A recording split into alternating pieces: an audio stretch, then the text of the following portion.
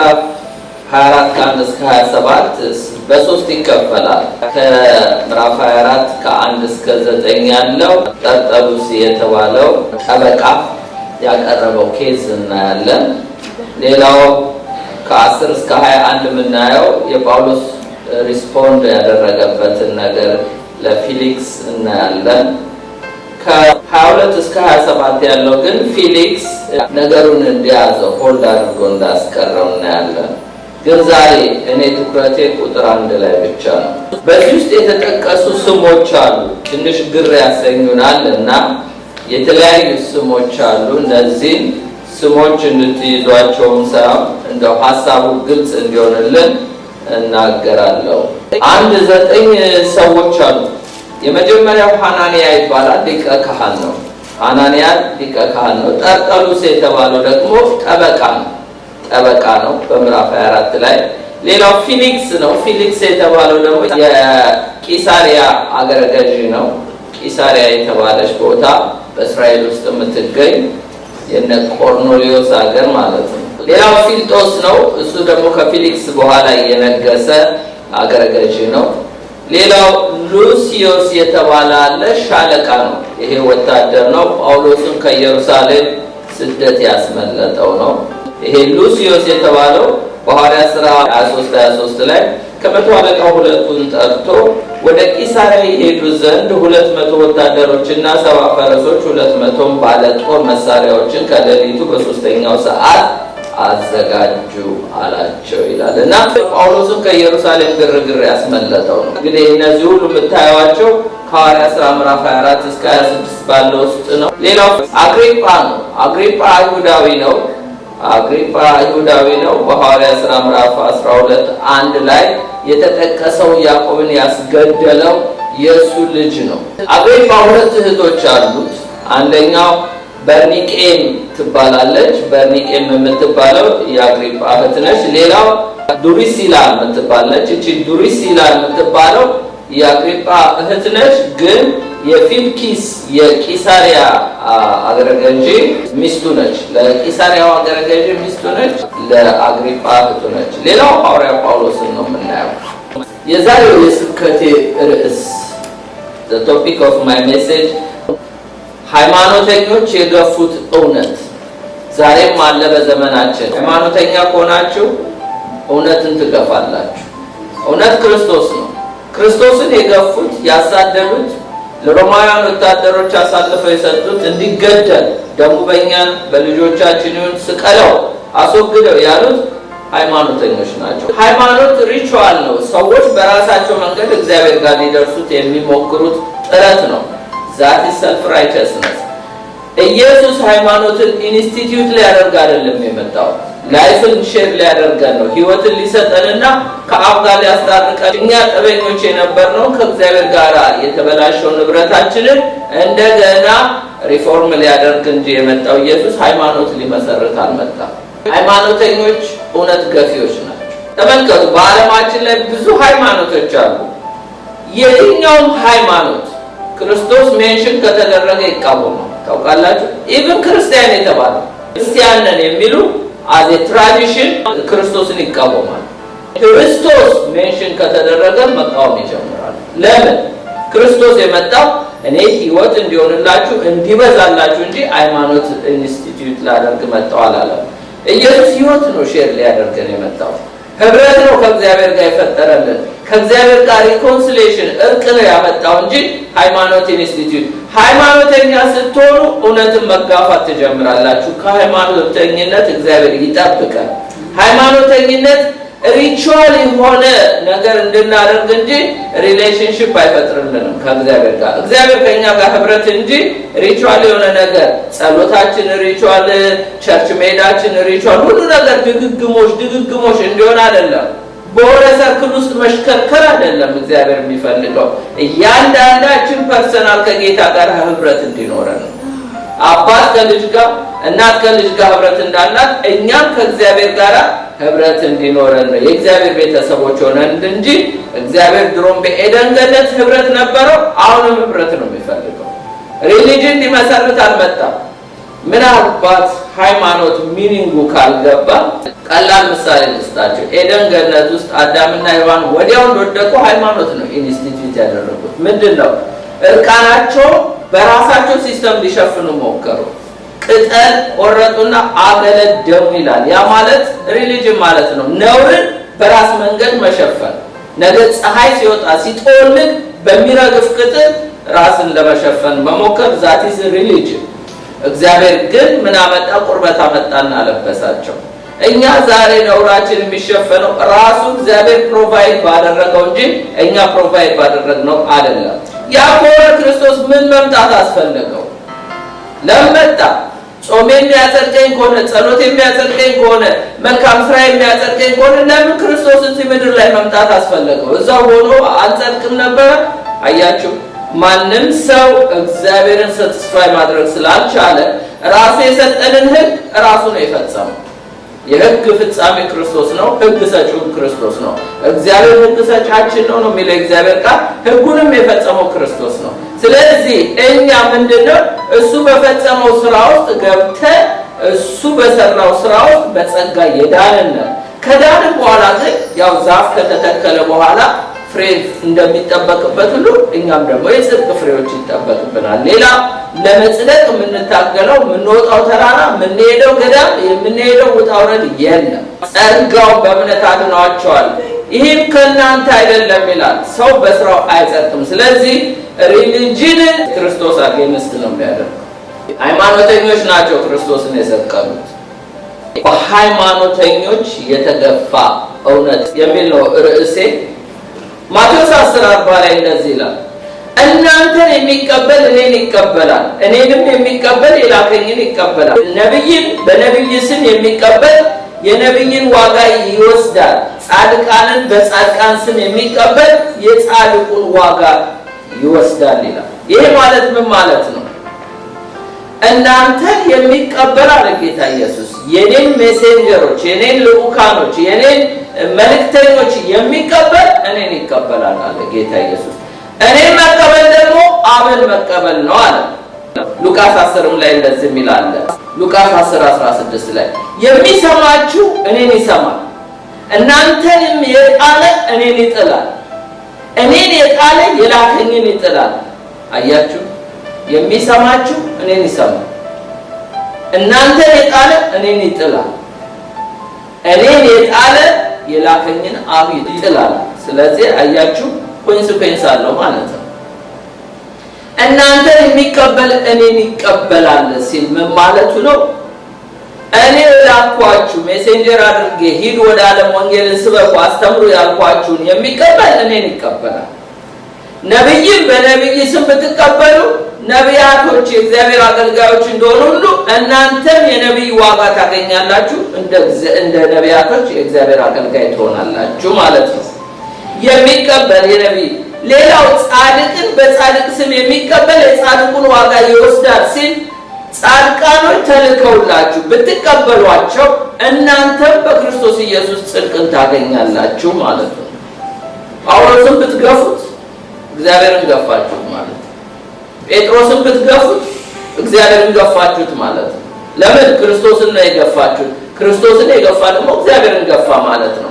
ስለዚህ ነቢያትን ብንቀበል እንደ ነቢያቶች እግዚአብሔር እኛንም አገልጋዮች ያደርገናል። የግድ ሁላችንም ነብይ እንሆናለን ማለት አይደለም። ጻድቃንን ብንቀበል ኢን ዘ ኔም ኦፍ ጂሰስ የመጡትን እኛም ደግሞ በክርስቶስ ኢየሱስ እነሱ እንደጸደቁ እኛም እንጸድቃለን። ግን የሚሰማችሁ እኔን ይሰማል፣ እናንተን የጣለ እኔን ይጠላል፣ እኔን የጣለ የላከኝን ይጠላል። ሃይማኖተኞች እግዚአብሔር የላካቸውን ሰዎች አይሰሙም፣ አይቀበሉም። ጳውሎስ እዚህ ጋር እንግዲህ ኮርትሩም ውስጥ ነው የቀረበው። አሁን ዛሬ መወስዳችሁና ማሳያችሁ ኮርትሩም ውስጥ ነው፣ ፍርድ ቤት ማለት ነው። ፍርድ ቤት ውስጥ ነው ጳውሎስ። ቅድም ባነበብኩላችሁ ሐዋርያት ሥራ 24:1 ላይ እንዲላል 5 ቀን በኋላ ከ5 ቀን በኋላ ማለት ምንድነው? ግርግሩ በኢየሩሳሌም ከተነሳ ከ5 ቀን በኋላ ሊቀ ካህናቱ ሐናንያ አንዳንድ ሽማግሌዎች ጠርጠሉስ ከሚሉት ከጠበቃ ጋር ወደ ቂሳሪያ ወረዱ ይላል። በጳውሎስ ላይ ያላቸውን ክስ ለአገረ ገዡ አቀረቡ። በጳውሎስ ላይ ያላቸውን ክስ ጳውሎስ ኮርት ቀርቧል። ለምን? ክስ ነበረበት። ምን ሰርቶ? ወንጀል ሰርቶ አይደለም። በወንጌል እንጂ በወንጀል አይደለም ጳውሎስ የተከሰሰው። ዛሬ ብዙ ሰዎች በወንጀል የሚከሰሱ ሰዎች አሉ። ነገር ግን የጳውሎስ ልዩ የሚያደርገው የወንጌል እስረኛ ሆኖ ነው በፍርድ ቤት። ለምን? ጳውሎስን አንቀበልም ስላሉ ጌታንም አንቀበልም ብለው ነበረ። ክርስቶስን አለመቀበላቸው ደግሞ እግዚአብሔርንም አንቀበልም ብለው ነበር። የሚሰማችሁን እኔን ይሰማል ብሎ ነበር። ጳውሎስን አንሰማም ብለው ነበረ። እናንተን የጣለ እኔን ይጠላል ብሎ ነበረ። ኢየሱስንም ጥለውት ነበረ እና እኔን የጣለ ደግሞ አብን ይጥላል ብሎ ነበር። አብንም ጥለውት ነበር። ግን ማንን እናመልካለን ነው የሚሉት? እግዚአብሔር። ኮርትሩም እስቲ ራሳችሁን አሁን ፍርድ ቤት ውስጥ እንዳለ ከሳሽ፣ ተከሳሽ፣ እንደገና ዳኛ፣ እነዚህን ነገሮች በዛ አትሞስፌር ውስጥ ግቡና ተመልከቱት። አሁን ፍርድ ቤት ውስጥ ይዣችሁ ገባለሁ። ኮርትሩም ውስጥ ጳውሎስ ቀርቧል። የሐዋርያው ጳውሎስ ከሳሾች እነማን ናቸው? መጀመሪያ ፍርድ ቤት ከገባ ጳውሎስ ከሳሾቹ ማን ናቸው? ሐዋርያ ሥራ ምዕራፍ 24 አንድ ላይ እንደምናየው አንደኛው ሊቀ ካህን የተባለ የሃይማኖት መሪ፣ ሁለተኛው አንዳንድ ሽማግሌዎች ማለት የእስራኤል ኤልደርስ የተባሉ፣ ሌላው ደግሞ ጠርጠሉስ የተባለ ጠበቃ። አያችሁ፣ የሃይማኖት መሪዎች ጠበቃ ይዘው ጳውሎስን ምን ያደርጉት ነበር? ይሞግቱት ነበር፣ ይከሱት ነበር። ሃይማኖተኛ ስትሆኑ ተከሳሽ ሳይሆን ከሳሽ ነው የምትሆኑት። ጳውሎስ እዚህ ጋር ማንንም አልከሰሰም። ልክሰስ ቢል እሱ ነበረ ብዙ ግፍ እየተሰራበት ያለው። ግን ሃይማኖተኛ ሁልጊዜ ከሳሽ ነው። ክርስቶስን ፍርድ ፊት ገትረውታል። እስጢፋኖስንም እንደዚሁ በብዙ ሰዎችን በሐሰት እየከሰሱ በድንጋይ ሁሉ ወግረው የገደሉ ሃይማኖተኞች ናቸው። በፖለቲካ ኬዝ አይደለም እኮ ኮርቱሩም የቀረበው። ፖለቲካ የቄሳርን ሕግ ጥሶ አይደለም። እዚህ ጋር ክርስቶስን ባመነና ክርስቶስን በሰበከ አያችሁ፣ የሃይማኖት ሊደሮች ናቸው። ያው ደግሞ ሐናንያ የተባለው፣ ሐናንያ ማለት ሊቀ ካህኑ የካህናቶች ሁሉ አለቃ። ከሳሽ እሱ ነው። ተከሳሽ ማን ነው? እዚሁ ቁጥር 1 ላይ በጳውሎስ ላይ ያላቸውን ክስ ለአገረ ገዡ አቀረቡ ይላል። ተከሳሽ ማን ነው? ሐዋርያው ጳውሎስ። ከሳሽ ሊቀ ካህን፣ ከሳሽ እነዚህ ኤልደርስ የተባሉ፣ ከሳሽ ጠርጠሉስ የተባለ ጠበቃ፣ ተከሳሽ ሐዋርያው ጳውሎስ። ዳኛው ማን? ዳኛው ማን? ጳውሎስ በቂሳሪያ በሶስት አገረ ገዢዎች ፍርድ ፊት ነው የቀረበው። እነዚህ አገረ ገዢዎች የመጀመሪያው ፊልኪስ ይባላል። ፊልኪስ ማለት የቂሳሪያ አገረ ገዢ ነው። እሱ ሲወርድ ደግሞ በሱ ቦታ የተተካ ፊልጦስ ይባላል። ፊልጦስ ደግሞ በፊልኪስ ፋንታ የተተካ አገረ ገዢ ነው። ጳውሎስ በዚህም አገረ ገዢ ፊት ቀርቧል። ሶስተኛው አግሪጳ ይባላል። አግሪጳ የሰሜኑ የገሊላ አገረ ገዢ ነው። ባይዘዌ እነዚህ ሰዎች ዳኞች ሳይሆኑ አገረ ገዢዎች ናቸው። ታውቃላችሁ፣ ንጉሥ ሰለሞን ንጉሥ ነበረ፣ ግን ይዳኝ ነበረ አይደለ? ዳዊት እኮ ንጉሥ ነበረ፣ ይዳኝ ነበረ። አቢሴሎም ትዝ ይላችኋል። ወደ ዳዊት የሚመጡትን እያማለለ ሲወስዳቸው በመሳም እያባበለ ዳዊት ጋር ንጉሥ ጋር ድሮ እየቀረቡ ይፈረድላቸው ነበረ። እንደዛ ሁሉ እነዚህ ሰዎች አገረ ገዥም ናቸው፣ አዘሴም ታይም ደግሞ ፈራጆችም ናቸው። እነዚህ ሶስት ዳኞች ፊት ነው የቀረበው። አራተኛው የምናየው የክሱ ምክንያት ምንድን ነው የሚለው ነው። የክሱ ምክንያት ሐዋርያ ሥራ ምዕራፍ 24 ከ5 እስከ 6 ነው። ይህ ሰው በሽታ ሆኖ በዓለም ባሉት አይሁድ ሁሉ ላይ ይላል ሁሉ ሁከት ሲያስነሳ የመናፍቅ የናዝራውያን ወገን መሪ ሆኖ አግኝተነዋል። መቅደስንም ደግሞ ሊያረክስ ሲሞክር ያዝነው፣ እንደ ሕጋችን እንፈርድበት ዘንድ ወደድን። ሶስት ነው ክሱ።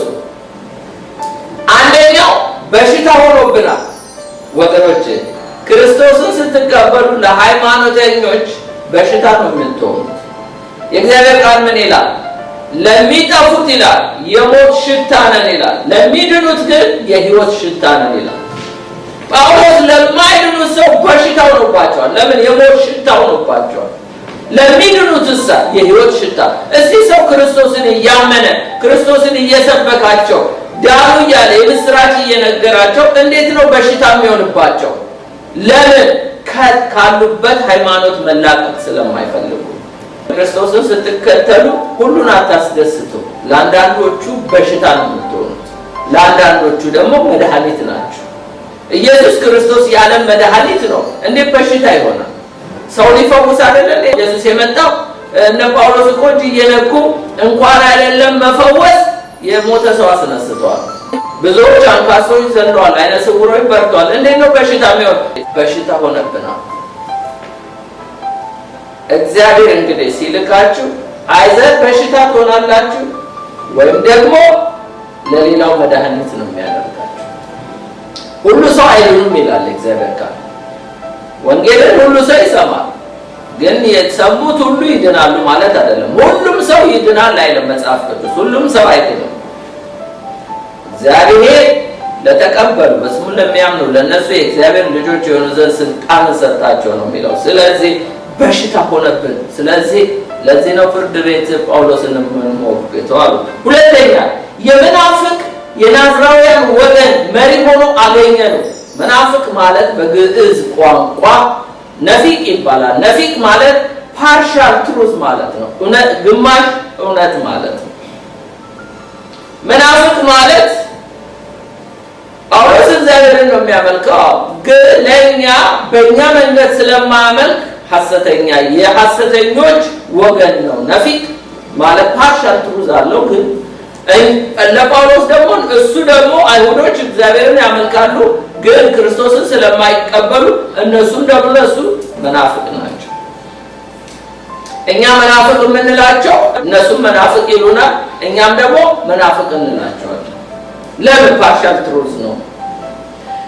ሌላው ሶስተኛ የተከሰሰበት ይሄ እንኳን ሹር አይደሉም፣ እርግጠኞች አይደሉም። መቅደስን ደግሞ ሊያረክስ ሲሞክር ያዝነው። ጳውሎስ መቅደስ ገና የድንጋይ መቅደስ ጋር ናቸው ያሉት። ኢየሱስ ክርስቶስ ሰዎችን እኔ የሰው እጅ በሰራ ውስጥ አልኖርም ብሎ ሰዎች ውስጥ አድሯል። እነሱ ገና ድንጋዩ ጋር ነው ያሉት፣ ድንጋዩ ጋር። ኢየሱስ ያው ድንጋዮች የሚለን እኛን መቅደሱ ማደሪያዎቼ የመንፈሴ ማደሪያ ቴምፕል ናቸው ይለናል።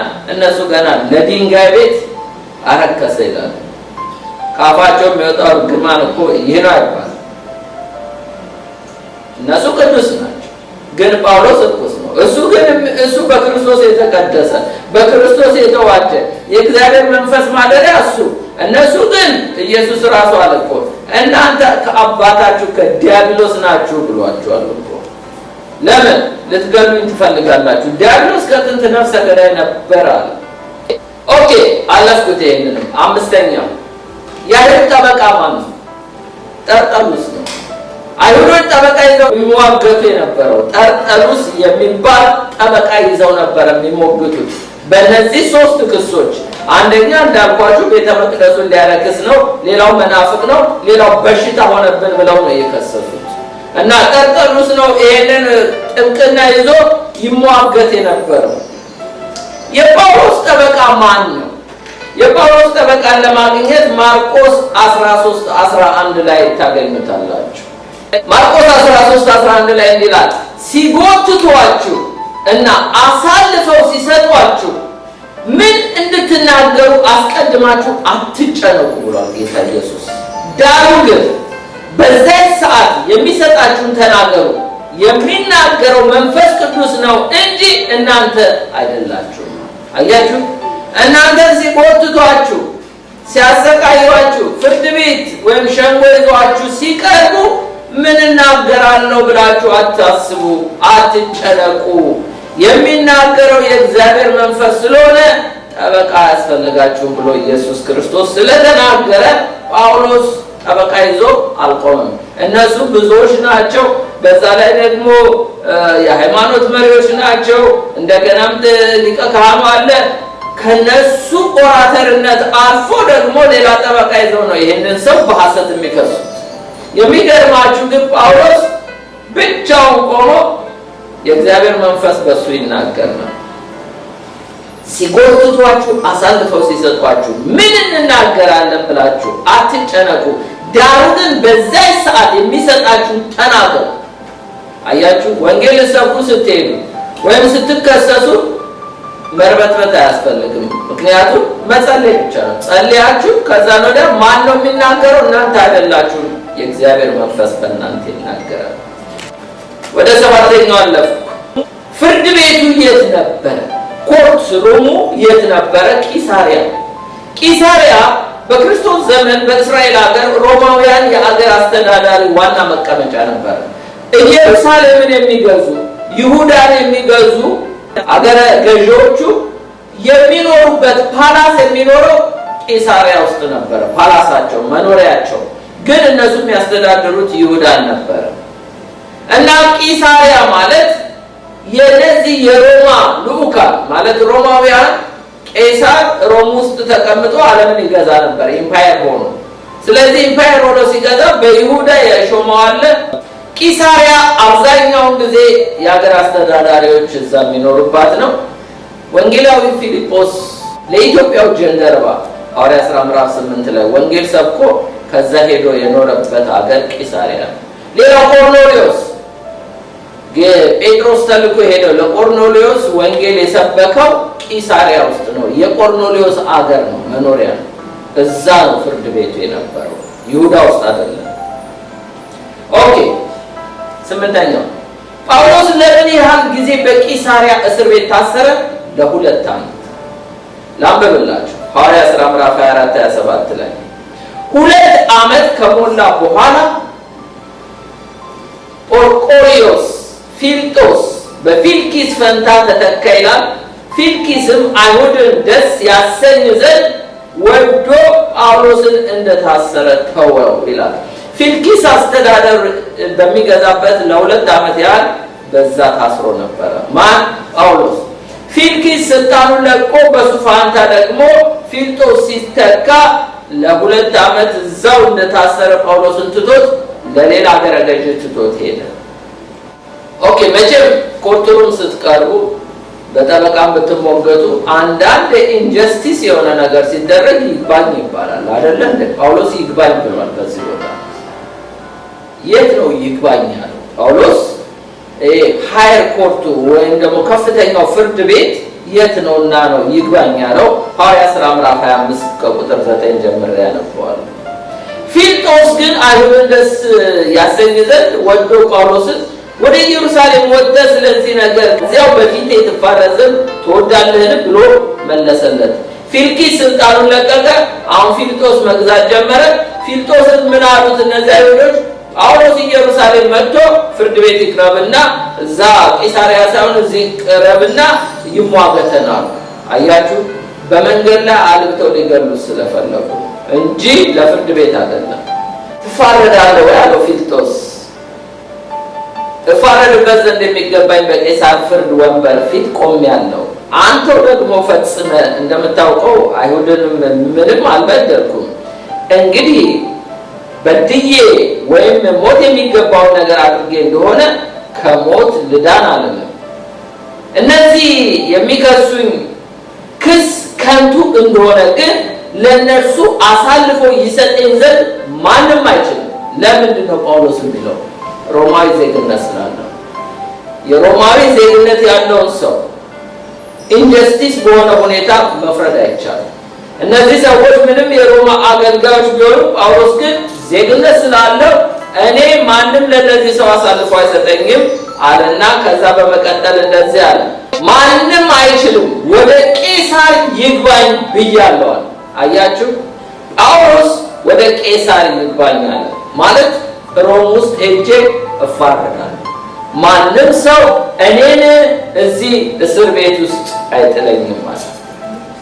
በዚያ ጊዜ ፊልጦስ አማካሪዎቹ ጋር ተማክሮ ወደ ቄሳር ይግባኝ ብለሃል፣ ወደ ቄሳር ትሄዳለህ ብሎ መለሰለት።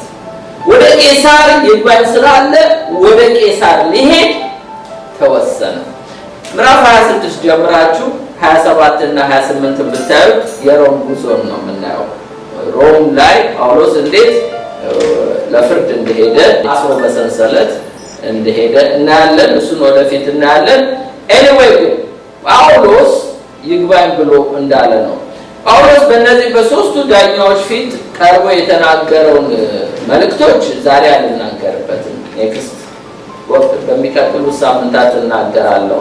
ዛሬ ግን ዋና ልናገር የምፈልገው ነገር የጳውሎስ ከሳሾች ወንጀል የሌለበትን ሰው ለምን ከሰሱት የሚል ነው ዋናው ፖይንት።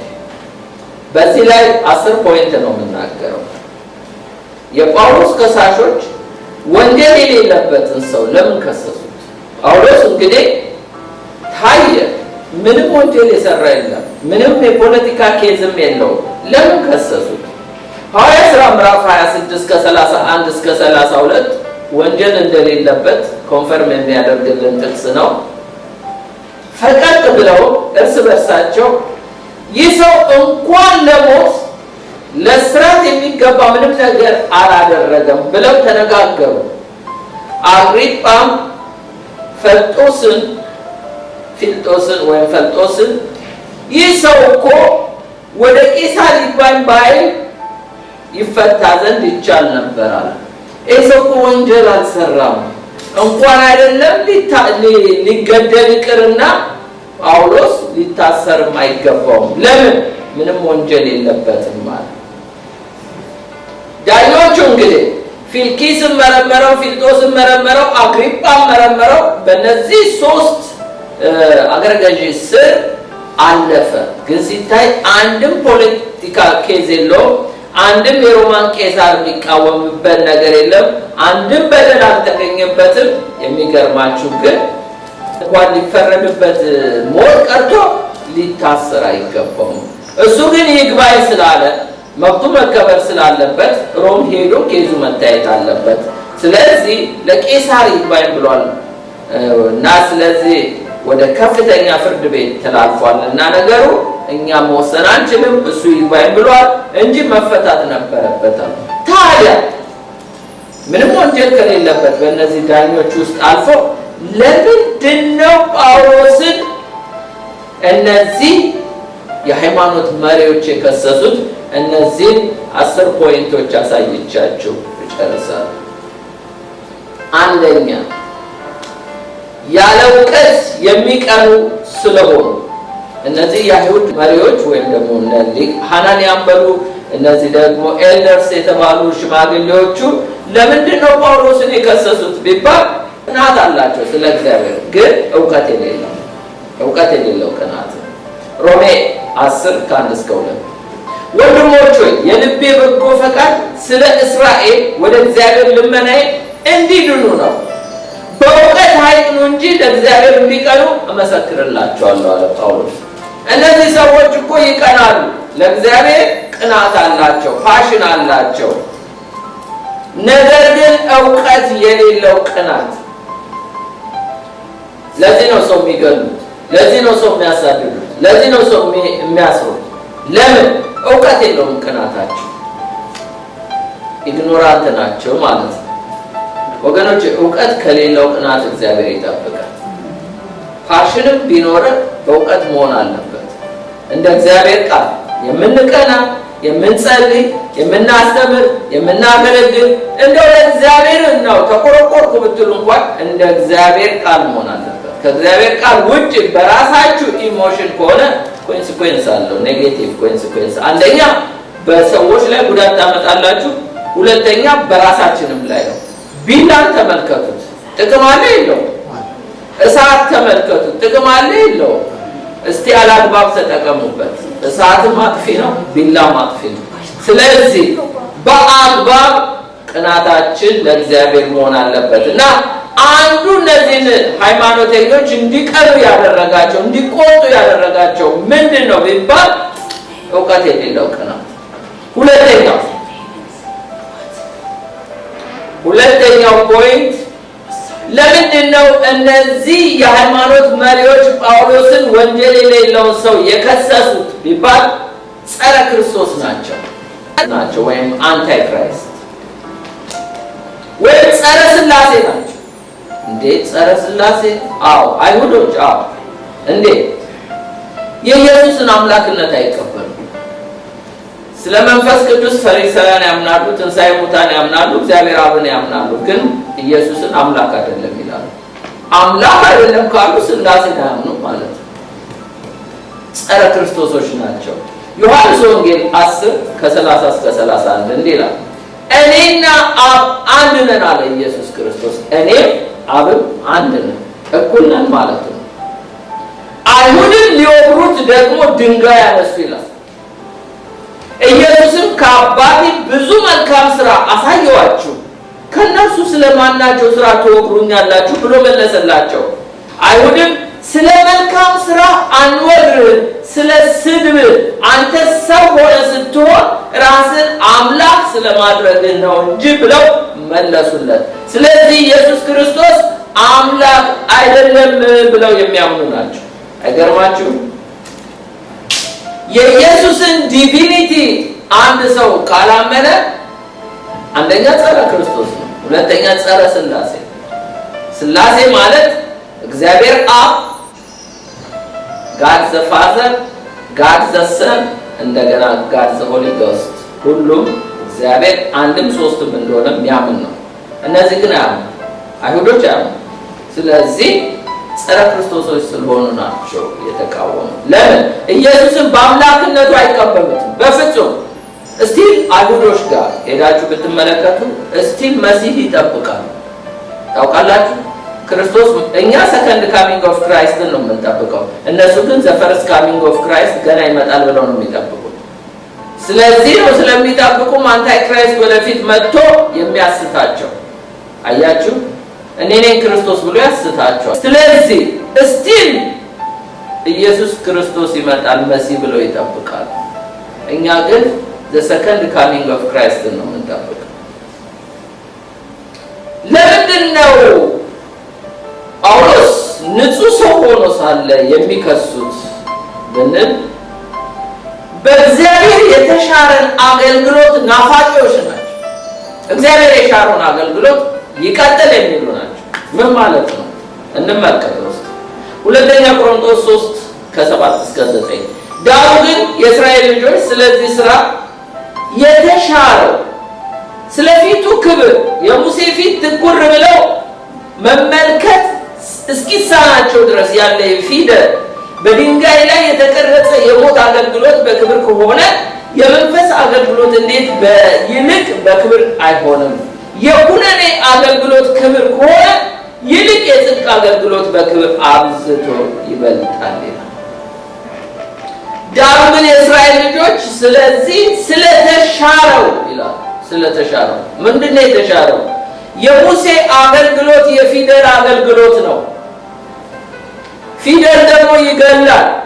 አንዲት ሴት ስታመነዝር ብትገኝ በድንጋይ ትወገር ነው የሚለው የሙሴ አገልግሎት። ጥርስ በጥርስ ይተካ፣ ጥርስን የሰበረ ጥርሱ ይሰበር፣ ዓይን ያጠፋ ዓይኑ ይጥፋ፣ እጅ የቆረጠ እጁ ይቆረጥ፣ እግር የሰበረ እግሩ ይሰበር የፊደል አገልግሎት። እሱ እንኳን ይላል ሙሴ ያንን ሕግ ተቀብሎ ከተራራ ሲያወርድ ፊቱ ያበራ ነበር። እንዴት ያ የክብር አገልግሎት ከሆነ አሁንማ የመንፈስ አገልግሎት እንዴት ይበልጥ? የበደሉንን ይቅር የሚል ያመነዘሩትን ሰዎች ይቅር የሚል ገዳዮችን አጥፊዎችን የሚያደርጉትን አቁም ይቅር የሚል እንዴት እሱ አይበልጥም? እሱ እኮ ይበልጣል ነው። ያ እኮ ተሽሯል የሙሴ አገልግሎት እያላቸው ነው። እነሱ ግን ኖ ኖ ኖ ኖ የሙሴ አገልግሎት ይሻላል የኢየሱስ አይደል። አሁንም አመንዝራ ሰው ስናገኝ እንግደል ነው የሚሉት እነሱ። መግደል ነው የሚቀናቸው። አያችሁ እንኳንም በሕግ ዘመን አልተወለደች። በእውነት ይሄማ ክፉና አመንዝራ ትውልድ ይሄ ፖርኖግራፊ ምናምን በበዛበት ዓለም ላይ ስንቱ በድንጋይ ተወግሮ ያልቅ ነበር። ሁለተኛ ቆሮንቶስ 3:14 ላይ ነገር ግን ሐሳባቸው ደነዘዘ። የማን? የአይሁዶች። ምን ሆኖ? ብሉይ ኪዳን ሲነበብ መጋረጃ ሳይወሰድ እስከ ዛሬ ድረስ ይኖራልና በክርስቶስ ብቻ የተሻረ ነው ይላል። ብሉይ ኪዳንን ነው የሚያነቡት። ሲያነቡ ኢየሱስ በቀራንዮ መስቀል ላይ ሲሞት ተፈጸመ ሲል የቤተ መቅደሱ መጋረጃ ተቀዶ ነበር። ለነሱ ግን አሁንም ይጋርዳቸዋል። ለምን? እስቲ ከመጋረጃው ጀርባ ናቸው። እኛ ግን በመረቀልን በክርስቶስ ደም ወደ ቅዱሰ ቅዱሳን መግባት አክሰስ አለ። ለእኛ ተቀዷል መጋረጃው። ለነሱ ግን ስቲል ቢዮንድ ካርተን ወይም መጋረጃው ጀርባ ናቸው። ለምን? ሕግ ነው የሚፈልጉት። ይሄ ናፋቂ ናቸው። አሁንም ይሄ ይቀጥል የሚሉ ናቸው። በአዲስ ኪዳን ዘመን ኢየሱስ ክርስቶስ አዲስ ኪዳን ዓመተ ምሕረት ላይ ነው። እነሱ ግን ዓመተ ዓለም ላይ ናቸው ያሉት። ቢፎር ክራይስት ውስጥ ናቸው ያሉት። ስለዚህ ይሄን ናፋቂዎች ስለሆኑ የወንጌል ሰባኪዎችን ወይም ደግሞ የአዲስ ኪዳን አገልጋዮችን መግደል፣ ማሰር፣ ማስወገድ ነው የሚሆኑት። ዕብራውያን 7:11-16 ፍጹምነት የተገኘው ሕጉ ለሕዝቡ የተሰጠው በሌዊ ክህነት መሰረት ቢሆን ኖሮ እንደ አሮን ሳይሆን እንደ መልከጼዴቅ ሹም ያለው ሌላ ካህን መምጣቱ ለምን አስፈለገ? የክህነት ለውጥ ካህኑ ደግሞ ለውጥ ካለ ሕጉ ሊለወጥ ግድ ነውና፣ ይህ ሁሉ የተነገረለት እርሱ ከሌላ ነገድ ነው። ከዚህም ነገድ በመሰዊያ ያገለገለ ማንም የለም ይላል። በአጭሩ ሐሳቡን ላስረዳችሁ። ሌዋውያን ብቻ ነበሩ በብሉይ ኪዳን ካህን መሆን የሚችሉት። ከእስራኤል 12 ነገዶች አንዱ ነገድ እሱም ሌዋዊ ነው። እሱ አገልግሎት ፍጹምነት ያገኘው ቢሆን ኖሮ ለምን እንደ መልከጼዴቅ ያለ ሌላ ካህን ለምን አስፈለገ? እነሱ እኮ ከሌዊ ዘር ነው የመጡት። የኢየሱስ ክህነት ደግሞ ከይሁዳ ዘር ነው። አይገናኝም። ከይሁዳ ደግሞ ዘር ሙሴ በሕግ ውስጥ የትም ቦታ ካህን ይነሳል አላለም። ስለዚህ ኢየሱስ ለምንድን ነው ከይሁዳ ዘር የመጣው? ይሁዳ የንግስና ፋሚሊ ስላለው ዳዊት ከይሁዳ ዘር ነው የመጣው አይደል እንዴ? ንጉስም ነው። መልከጼዴቅ ማለት ንጉስም ካህንም ማለት ነው። ኢየሱስ ንጉስም ካህንም ስለሆነ ነው። ኢየሱስ ክርስቶስ እኛን ደሊቨር ካደረገ በኋላ በእኛ ላይ እኮ ይነግሳል አይደል እንዴ? ጌታ ብለን ነው የምንቀበለው አይደል እንዴ? እና ስለዚህ ኢየሱስ ንጉሳችንም ነው ሊቀ ካህናችንም ነው ማለት ነው በአዲስ ኪዳን። ነገር ግን የአዲስ ኪዳን የብሉይ ኪዳን ንጉሱ ለብቻ ነው፣ ካህኑ ለብቻ ነው። አሮን ሊቀ ካህን ቢሆን ንጉሱ ደግሞ ሌላ። በአዲስ ኪዳን ግን እንደሱ አይደለም። ንጉሱም ካህኑም አንድ ነው። የነገስታት ንጉስ የጌቶች ጌታ የናዝሬቱ ኢየሱስ ብቻ ነው። ስለዚህ እኛን ከኃጢአት ባርነት ነፃ ካወጣ በኋላ እኛው ላይ የሚነግሰው እሱ ነው። ድሮ ኃጢአት የነገሰብን ሰይጣን የነገሰብንን ደሊቨር ካደረገ በኋላ እሱ ራሱ እኛ ላይ ይነግስብናል። ስለዚህ ይሄን ክህነት አይፈልጉት።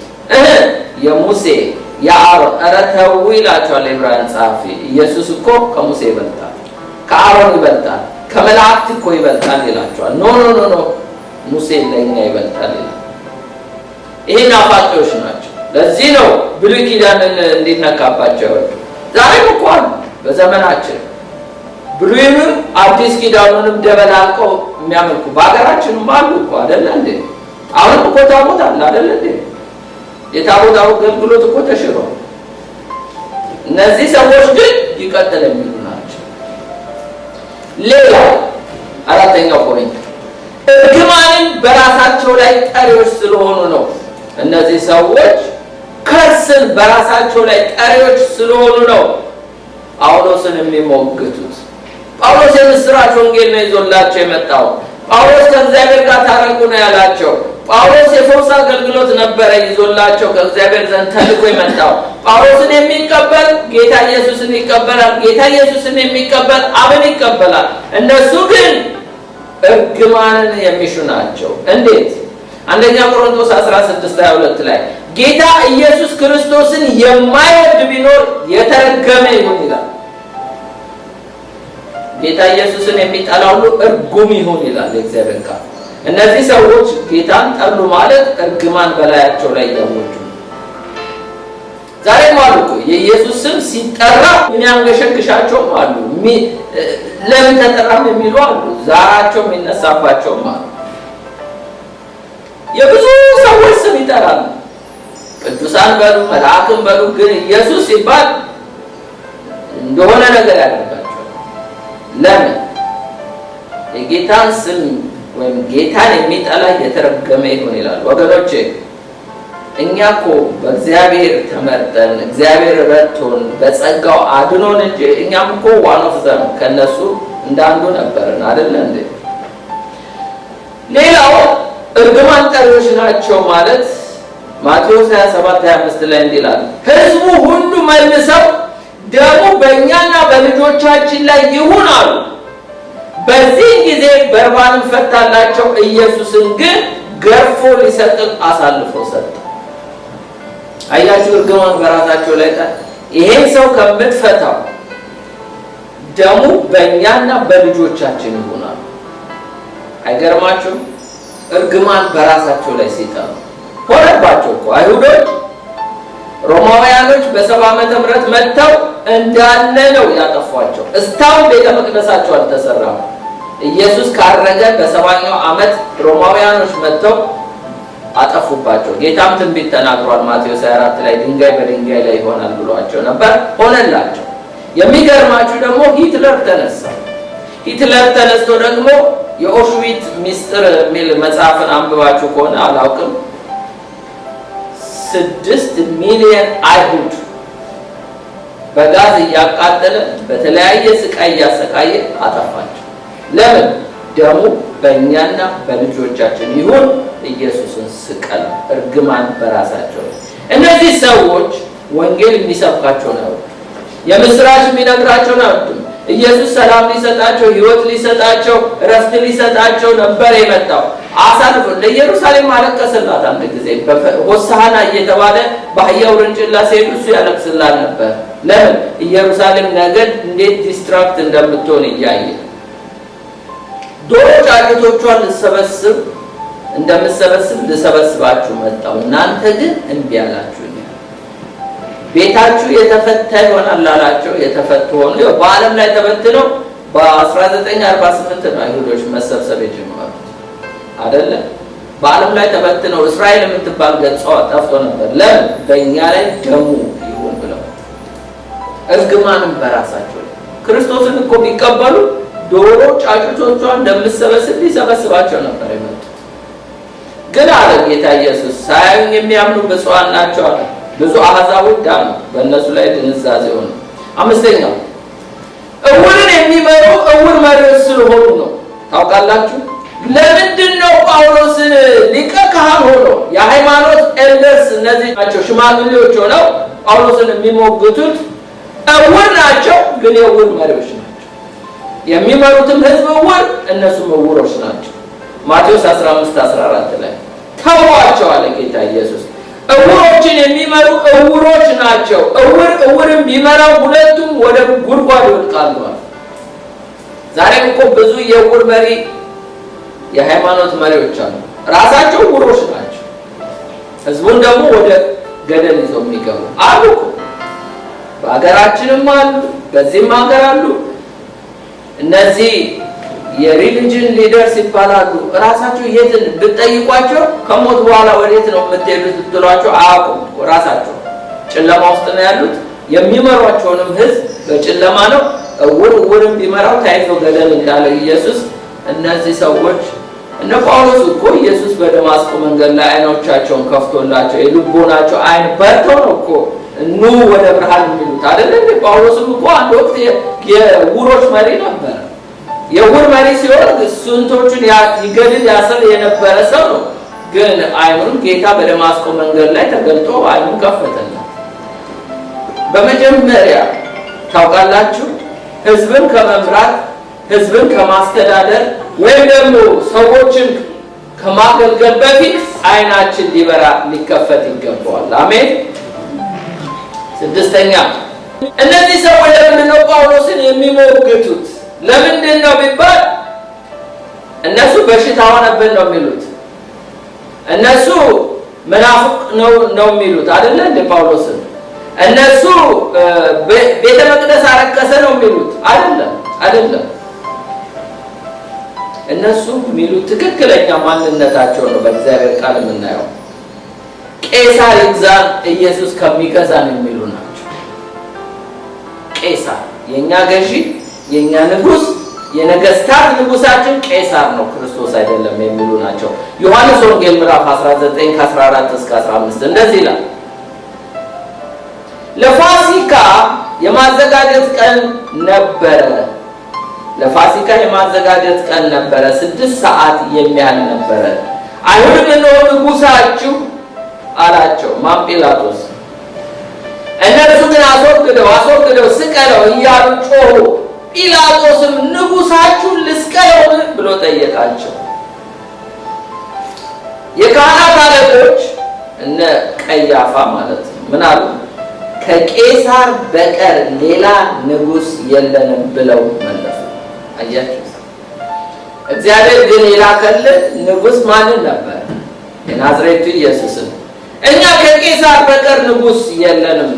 እነሆ ንጉሳችሁ እኮ ያለው እሱ የሮማዊን የቄሳርን ሪፕሬዘንት የሚያደርግ ነው። ጲላጦስ በይሁዳ ላይ ገዢ ሆኖ ግን የአይሁድ ንጉሳችሁ ይኸውና አላቸው። በመጽሐፍ ቅዱስ እኮ በኢሳይያስ ላይ እኮ ያነቡታል። ትንቢት እኮ አላቸው ንጉሳቸው ማን እንደሆነ። ኢሳይያስ 9:6-7 ላይ በመጽሐፍ ቅዱስ በየምኩራባቸው በየዕለቱ ሰንበት ቅዳሜ የሚያነቡት ቃል ነው እኮ። እነሆ ንጉሳቸው የሚላቸው ምን ይላል?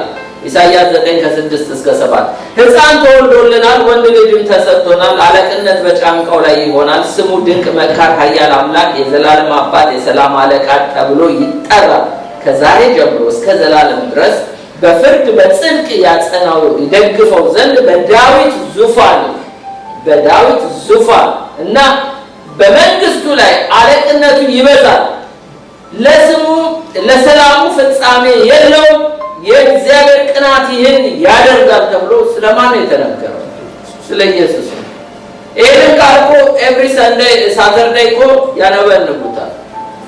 እነሆ ንጉሳችሁ ሲለው ይሄ የሰላም ንጉስ፣ መንግስቱ አለቅነቱ ይበዛል፣ ለሰላሙ ፍጻሜ የለም፣ ሰላም የሚሰጣችሁ የሰላም አለቃ ይኸውላችሁ ንጉሳችሁ ልፍታውን አላቸው።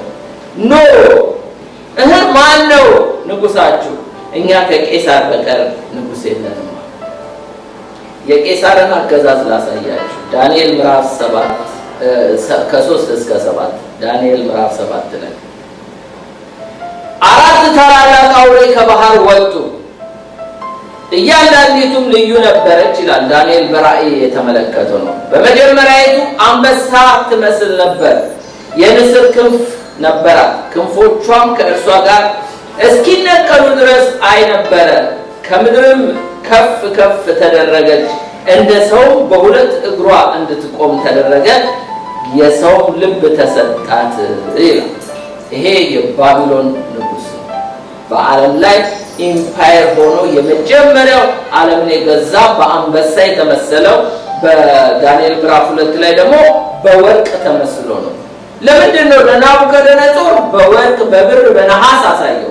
ለዳንኤል ግን በአውሬዎች ነው ያሳየው። ለምንድን ነው? ዳንኤል የሚያየው በእግዚአብሔር ፐርስፔክቲቭ ነው፣ እግዚአብሔር በማይበት መነጽር ነው። ምክንያቱም እነዚህ ኢምፓየር ሆነው ሲገዙ ብዙ ሰዎችን አርደው ገለው ጨርሰው ነው። ስለዚህ እንደ አውሬ ነው የሚያያቸው። ግን ለናቡከደነጾር በወርቅ ተመስሎ ነው የታየው የባቢሎን መንግስት። ሁለተኛው ቁጥር 5 ላይ እነሆ ሁለተኛይቱ ድብ የምትመስል ሌላ አውሬ ነበረች፣ በአንድ ወገን ቆመች፣ 3 የጎድን አጥንቶች በአፏ ውስጥ በጥርሷ መካከል ነበሩ። እንደዚህም ተነስተሽ እጅግ ስጋ ቢ ተባለላት። ይሄ ደግሞ የሜዶንና የፋርስ መንግስት ነው። ሁለተኛው ኢምፓየር በዓለም ላይ የገዛው የሜዶንና የፋርስ በድብ ነው የሚመሰለው። ድብ አስፈሪ ነው፣ አንበሳም አስፈሪ ነው፣ የአውሬዎች ንጉስ ነው። እነዚህ ሰዎች ዓለምን ሲገዙ አርደው ገለው ጨፍጭፈው ነው። ስለዚህ በአውሬ ነው የሚመሰለው። ሌላው ሶስተኛው ከዛም በኋላ ነብር የምትመስል በጀርባዋ ላይ 4 የወፍ ክንፎች የነበሯት ሌላ አውሬ አየሁ። ለአውሬውም 4 ራሶች ነበሯት፣ ግዛትም ተሰጣት።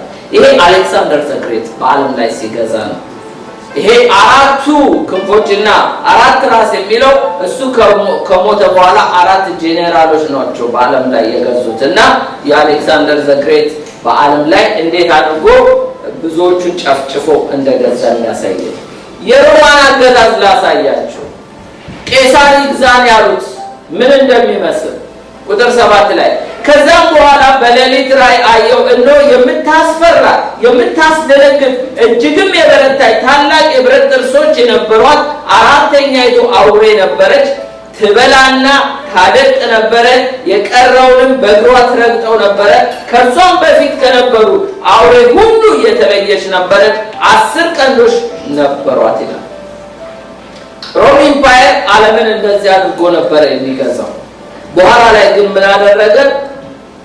የሮም ኢምፓየር እንደዛ አድርጎ ሲገዛቸው ቆየና በመጨረሻ ላይ እሱም ያው ለ10 መንግስት ተከፋፈለ። ምን እላችሁ ነው? ይሄ ጨካኙ ይሄ ጥርሱ ብረት የሆነ በእግሩ የሚረግጠው እሱ ይግዛ ክርስቶስ ከሚገዛ የሚሉ ናቸው። ቄሳር ይግዛችሁ ወይስ ኢየሱስ ይግዛችሁ ቢባሉ ቄሳር ይግዛን የሚሉ ናቸው። ሌላው 7ኛው በርባን ይፈታ ኢየሱስ ከሚፈታ የሚሉ ናቸው። እነዚህ ሰዎች ኢየሱስ ማን ገዢው ናችሁ ሲባሉ ቄሳር ይግዛን የሚሉ ናቸው። ማን ይፈታላችሁ ሲላቸው ጫቸውን ሲሰጣቸው ክሪሚናሉ ወይስ ክራይስት ሲላቸው እኛ ክሪሚናሉ ፍታዋሉት። ማቴዎስ 27:20 ላይ የካህናት አለቆች ሽማግሌዎች ግን በርባን እንዲለምኑ ኢየሱስን ግን እንዲያጠፉ ሕዝቡን አባበሉት ይላል። ሊቀ ካህናቱ የሃይማኖት መሪዎች ሕዝቡ ምን ብለው በርባን ይፈታ፣ ወንበዴው ይፈታ፣ ማን ኢየሱስ ከሚፈታ። ገዢው መልሶ ማን? ጲላጦስ። ከሁለቱ ማናቸውን ልፍታላችሁ ትወዳላችሁ አላቸው። እነርሱም በርባን ይፈታ። ታውቃላችሁ 3 ሰዎች ናቸው የተሰቀሉት በመስቀል ላይ። ኢየሱስ በበርባን ፋንታ ነው ተተካው እንጂ ኢየሱስ ንጹህ ሰው ነው፣ ምንም ወንጀል የለበትም። በርባን ነበር እዛ ቦታ ላይ ተሰቀለ። የነሱ ምርጫ እኛ በርባን አራጁ ይፈታ፣ ነፍሰ ገዳዩ ይፈታ፣ የሱ መንፈስ ሪሊዝ ያለ እኛ የክርስቶስ መንፈስ ይሄ ሰላም የሚሰጠው ህይወት የሚሰጠው አንፈልገውም፣ አስወግደዋል። ማን ይምጣላችሁ? ይሄ የሚያርደው የሚገድለው ይሄ ወንበዴው ይሄ ክሪሚናል ይፈታልና። ዛሬም እኮ ይሄ ነው። ድራግስ ሲያጨሱ፣ ሲጋራ ሲያጨሱ፣ መጠጥ ሲጠጡ፣ ምንም መጥፎ ነገር ሲያደርጉ ኢቨን የገዛ ቤተሰቦቻቸው እኮ አይቃወሙም። ልክ ጌታን ሰው ሲቀበል መቃወም ጀምረዋል። ለምን በዛው አልቀጠልም የሚሉ እነዚህም ደግሞ ለምን በርባን እኮ ማለት ነፍሰ ገዳይ እኮ ነው። አላወቁም እንጂ የሱ ስፒሪት ነው ሪሊዝ ያደረገባቸው። አራጅ ገዳይ ታውቃላችሁ። የበርባን መንፈስ ደሙን በእኛ ላይ ይሁን ያሉት ያው አገኛቸው። ስለዚህ እነዚህ ሰዎች ናቸው ጳውሎስን ፍርድ ቤት የከተቱት እንጂ ኢየሱስ እኮ ራሱ ሰላም ሰጥቷቸው ደግሞ የሰላም የሚሰጧቸውን ወንጌል ሰባኪዎች ነበር የላከላቸው። አይ አስወግደው፣ ጳውሎስም ይወገድ፣ ጴጥሮስም ይወገድ፣ ኢየሱስም ይወገድ፣ ማን ይሁን? በርባን ይሁን፣ ቄሳር ይሁን፣ ቄሳር ይግዛ። በርባን ነፍሰ ገዳዩ እሱ ይሻላል። ሹዘ ቤስት አላቸው ጲላጦስ። እያጠቃለልኩ ነው። 8ኛው ጸረ ወንጌል ናቸው እነዚህ ሰዎች። ጳውሎስን አይደለም እየተቃወሙ ያሉት፣ የጳውሎስን ሜሴጁን ነው የሚቃወሙት። መልእክት ማን ነው የሰጠው? እግዚአብሔር አብ ለወልድ፣ ወልድ ደግሞ ከራሱ አይናገርም። ለነሱ ከአብ የተቀበለውን ሰጣቸው። ይኸው ቃልን ሰጠዋቸው አይደል እንዴ ያለው ኢየሱስ። እነሱ ግን ይወገድ፣ የጳውሎስን ሜሴጅ አንፈልግም። የማን ሜሴጅ ይሻላችኋል? የሙሴ ሜሴጅ፣ በድንጋይ የሚያስወግረው፣ በድንጋይ የሚያስደበድበው፣ አመንዝራ ነህ ብሎ፣ ሌባ ነህ ብሎ፣ ውሸታም ነህ ብሎ የሚያስገድለው እሱን ህግ ነው የምንፈልገው አሉ። የኢየሱስ ወንጌል የጸጋ ወንጌል አንፈልግም አሉ። ሐዋርያት ሥራ ምዕራፍ 13 45 ላይ እንዲህ ይላል፣ አይሁድም ብዙ ሕዝብ ባዩ ጊዜ ቅንዓት ሞላባቸው፣ እየተሳደቡ ጳውሎስ የተናገረውን ቃል ተቃወሙ ይላል። እስቲ ምንድነው የሚለው? ጳውሎስ የተናገረውን ቃል። ጳውሎስ እኮ የራሱን ቃል አይደለም የሚናገረው፣ የእግዚአብሔርን ቃል ነው። እሱን ቃል ተቃወሙ። ጳውሎስና በርናባስም ገልጠው የእግዚአብሔርን ቃል አስቀድሞ ለእናንተ ይነገር ዘንድ ያስፈልጋል፣ ከገፋችሁትና የዘላለም ሕይወት እንዳይገባችሁ በራሳችሁ ላይ ከፈረዳችሁ ግን እነሆ ወደ አሕዛብ ዘወር እንላለን አሉ እነ ጳውሎስ። በቃ እንግዲህ የእግዚአብሔር ቃል ያስፈልጋችሁ ነበር፣ ቃሉን ካልፈለጋችሁ እኛ ወደ አሕዛብ ዘወር እንላለን አሉ። የክርስቶስን ሜሴጅ አጌንስት የሚያደርጉ ናቸው ወገኖች። እኛን እኮ ያዳነን የጸጋ ወንጌል፣ የሙሴ ሕግ እኮ አይደለም። የሙሴ ሕግማ ቢሆን ኖሮ የምንሰበክ አንዳችንም እዚህ ቤት አንገኝም። ሁላችንም በድንጋይ የምንወገር ነን። ምክንያቱም የሙሴ ሕግ የፊደል ነው፣ አይራራ። ዋሽተን አናውቅም እንዴ? የዋሸው እኮ ነው የሚገደለው። ሕጉን ያላከበረ በሙሉ ነው የሚጨፈጨፈው በድንጋይ። ነገር ግን የጸጋ ወንጌል ግን ይቅር የሚምር ነው። ደግሞ ሕግ ፈጽሞ አይደለም የሚለው ራሱ ኢየሱስ ሕጉን ፈጽሞ እኛ ደግሞ እንድናደርገው የሚያስችል ጸጋ ነው የሚሰጠው።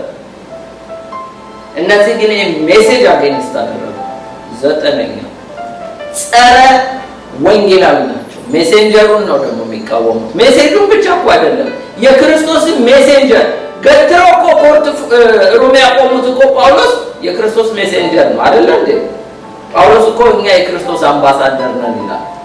የክርስቶስ ሪፕሬዘንታቲቭ ሆኖ እኮ ነው ኮርት ሩም የቆመው። ለምን? እነሱ የሚጠሉት ወንጌሉን ብቻ አይደለም ወንጌላዊውንም ይጠላሉ። ሐዋርያት ሥራ ምዕራፍ 17 ከ1 ጀምሮ እስከ 6 በአፍሊጶስና በአጵሎንያም ካለፉ በኋላ ወደ ተሰሎንቄ መጡ። በዚያም የአይሁድ ምኵራብ ነበረ። ጳውሎስም እንደ ልማዱ ወደ እነርሱ ገባ። 3 ሰንበት ያህል ተሰሎንቄ ውስጥ ነው ከእነርሱ ጋር ከመጽሐፍት እያጣቀሰ ይናገር ነበር ይላል።